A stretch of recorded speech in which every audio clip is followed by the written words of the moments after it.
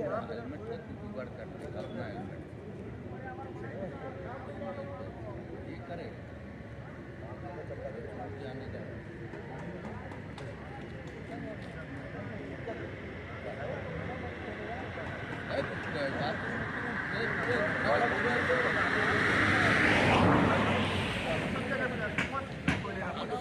नहीं क्या है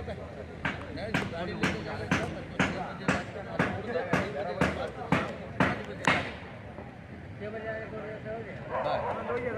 गाड़ी लेके जा मेरे को घर आना लेकिन 6 बजे जाना तू गाड़ी 5 तू 6 बजे नहीं तू 10 बजे आ जाएगा ना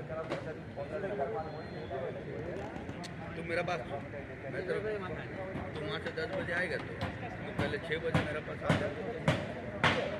6 बजे आ जाना तू कालू मामा को डायरेक्ट 6 बजे बस हाँ मैं पैदल चल जाएगा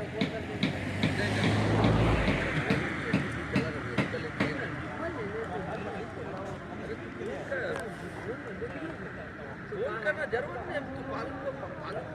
ठीक तो 6 बजे पहुँचना 6 बजे तू वहाँ से 5:30 बजे निकल गए